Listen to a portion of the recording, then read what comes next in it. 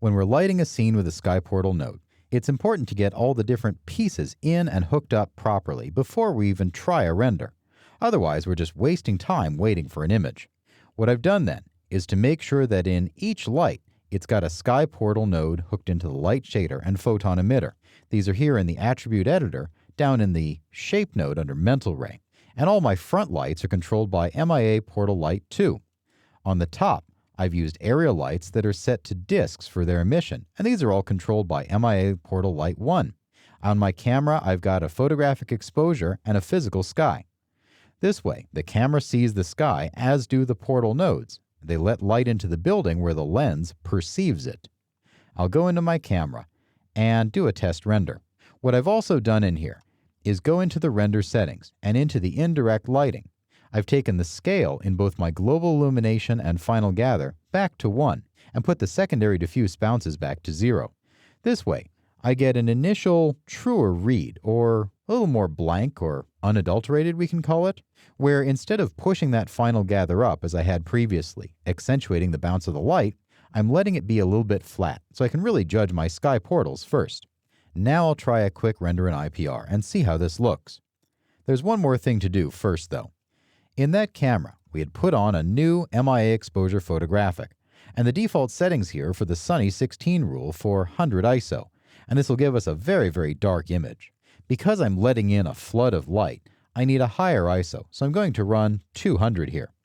I'm also going to slow down the shutter to let a little more light in, trying a 48th of a second, and then I'll open up that aperture. I'm going to try an f4 at the moment and see how it looks, and I can always adjust it later. I'll run a quick IPR and see what I get. Notice that under options here I'm using my test resolution of 50%, so it's going fairly quick initially. What I can see from the first few frames of Final Gather is that it's very dark. And the reason for this is we haven't done anything to the value of the sky. It's simply at the default multiplier of 1. So my sky is dark, my camera is seeing it decently, and overall my scene is dark. I'm letting dark light into a dark scene. What I'll do is right here in the camera select that sky node.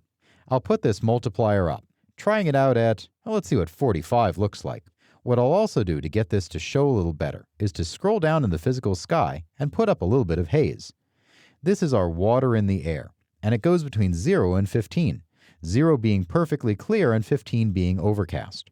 It's also a yellow component in our color, and depending on the saturation here in the sky, we'll perceive more or less of it.